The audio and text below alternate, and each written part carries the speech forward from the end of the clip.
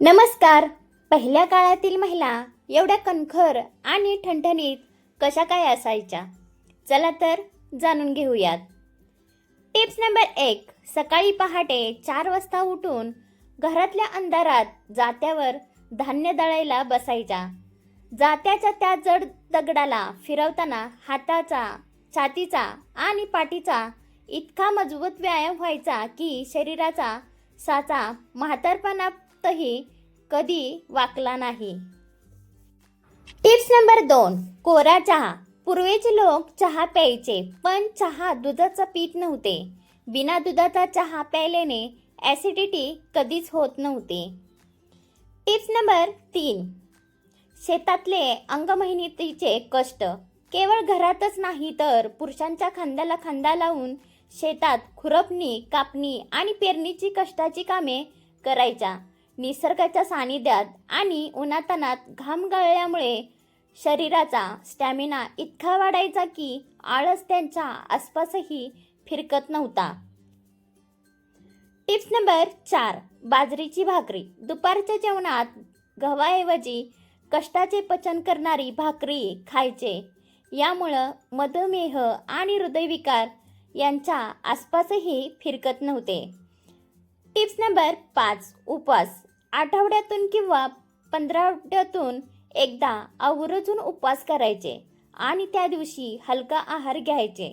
यामुळे पचनसंस्थेला विश्रांती मिळायची आणि शरीराची शुद्धी आतून व्हायची. Tips number 6. अनवाणी चालणे. सकाळी शेतात किंवा मातीत अनवाणी पायाने तासनतास चालायचे. या साध्या उपायामुळे त्यांच्या डोळ्याची नजर कधीच कमी झाली नाही. Tips number 7. काढा. ताप किंवा कणकण आल्यावर अँटीबायोटिक गोळ्या खात नव्हते, तर सुंठ आणि गवती चहाचा गरम काढा पिऊन घाम काढायचे. Tips number 8. केळाच्या पानावर जेवणे. सणासुदीला किंवा जमेल तेव्हा केळीच्या पानावर गरम जेवण वाढून खायचे. केळीच्या पानावरील नैसर्गिक घटकामुळे अन्नाची चव वाढायची आणि पोटाचे विकार दूर राहायचे. Tips number 9. पाट्यावर वंट्याचे मसाले किंवा चटण्या मिक्सरमध्ये न वाटता जड वंट्यावर हाताने वाटायच्या. या शारीरिक कष्टामुळे पोटाचे स्नायू चांगला ताण मिळायचा, ज्यामुळे पचनक्रिया सुलभ राहायची आणि पोटाचे घेर कधी वाढले नाहीत. Tips number 10. सुती आणि नऊवारी साडी. घट्ट आणि कृत्रिम धाग्याचे कपडे न वापरता शुद्ध सुती नऊवारी साडी नेसायच्या. सैल आणि नैसर्गिक कपड्यामुळे शरीराला आणि त्वचेला पुरेसे ऑक्सिजन मिळायचा, ज्यामुळे दिवसभर काम करूनही अंगात थकवा जाणवत नव्हता. Tips number 11. खोबरेल तेल. केसांना महागडे जेल न लावता डोक्याला शुद्ध खोबरेल तेल लावायचे. म्हणूनच त्यांचे केस म्हातारे झाले तरी काळभर आणि मजबूत असायचे. Tips number 12. शिळे अन्न. सकाळी उठून रात्रीची भाकरी ताकासोबत आवडीने खायचे. याने शरीराला थंडावा मिळून उष्णतेचे सर्व त्रास नाहीसे व्हायचे. Tips number 13. तुळशीचे पाने. सकाळी उठल्यावर रिकाम्या पोटी अंगणातील तुळशीची 2 ते 3 पाने चावून खायचे. तुळशीच्या अँटीबॅक्टेरियल गुणामुळे शरीराची रोगप्रतिकार शक्ती वाढायची आणि लहान सहान इन्फेक्शन कधीच होत नव्हते. Tips number 14. उकळलेले पाणी. पावसाळ्यात किंवा हिवाळ्यात थंड पाणी पिण्याऐवजी पाणी छान उकळून कोमट करून प्यायचे, ज्यामुळे शरीरातील विषारी द्रव्य बाहेर पडायची आणि कफ खोकल्याचे आजार लांब राहायचे. Tips number 15. लवकर झोपणे. रात्री 9 वाजताच गाढ झोपी जायचे आणि पहाटे 5ला ताजेतवाने उठायचे. या निसर्गाच्या चक्रामुळे त्यांना मानसिक ताण कधीच जाणवला नाही. Tips number 16. कच्चा कांदा. दुपारच्या जेवणात आवर्जून कच्चा कांदा मोडून खायचे. यातल्या उष्णतानाशक गुणामुळे यांना उन्हाळ्याची लूज मोशन कधीच बाधली नव्हती. Tips number 17. गुळाचा खडा. जेवण झाल्यावर गोड चॉकलेटऐवजी एक छोटा गुळाचा खडा खायचे. याने खाल्लेले अन्न लगेच पचायचे आणि शरीरात रक्त भरपूर वाढायचं. Tips number 18. हळदीचे दूध. अंग खाज सुटल्यास किंवा अंगदुखी खोकला आल्यास रात्री हळद दूध प्यायचे.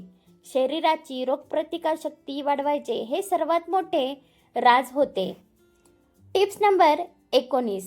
तांब्याचे पाणी. रात्रभर तांब्यात ठेवलेले पाणी सकाळी प्यायचे. यामुळे पोटाचे आजार आणि लठ्ठपणा कधीच जवळ येत नाही.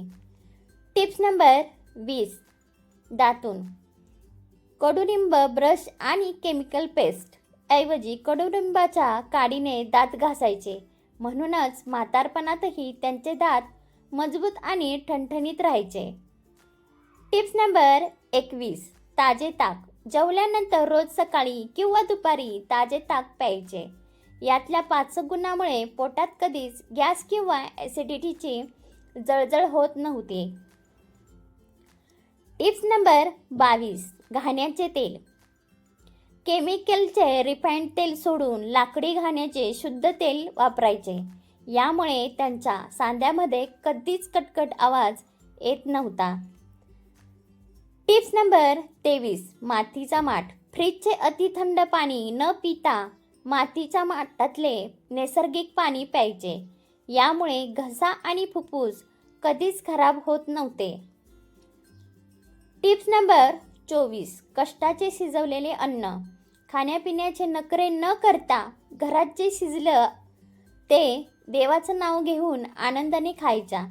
रोजच्या आहारात बाजरी, ज्वारीची भाकरी आणि पालेभाज्या असायच्या. या साध्या आणि पौष्टिक अन्नामुळे शरीराची नैसर्गिक रोगप्रतिकारशक्ती नेहमी टिकून राहायची. Tips number 25. गॅसच्या शेगडीवर उभं राहून नाही तर जमिनीवर मांडी घालून मातीच्या चुलीसमोर स्वयंपाक करायचे. चुलीची मंद आच आणि मातीच्या भांड्यात शिजवलेले अन्न पोटात गेल्यामुळे शरीराला खरी ऊर्जा मिळायची, ज्यामुळे अंगी नेहमी त्राण असायचा. Tips number 26. सुखासनात बसणे. जेवताना किंवा घरातील इतर कामे करताना डायनिंग टेबल किंवा खुर्ची न वापरता जमिनीवर सुखासनात मांडी घालून बसायच्या. जमिनीवर बसण्याच्या आणि उठण्याच्या या सततच्या सवयीमुळे पायांचे सांधे आणि कंबर म्हातारपणापर्यंत एकदम लवचिक आणि ठणठणीत राहायचे. Tips number 27. विहिरीचे पाणी शेदणे. पाण्यासाठी नळाची वाट न पाहता घरातल्या मोठ्या हंडा घेऊन विहिरीवर पाणी शेंदून आणायचा. दोरी ओढण्याच्या या कष्टामुळे त्यांचे हात आणि खांदे वजनासारखे बळकट व्हायचे आणि शरीराची ताकद कधीच कमी होत नव्हती. Tips number 28. खडीसाखर आणि बडीशेप. जेवण झाल्यावर तोंड फ्रेश करण्यासाठी केमिकलचे माउथ फ्रेशर न वापरता खडीसाखर आणि बडीशेप खायचे. यामुळे तोंडाची दुर्गंधी जायची आणि लाळ निर्मिती होऊन पचनक्रिया सुधारायची. Tips number 29.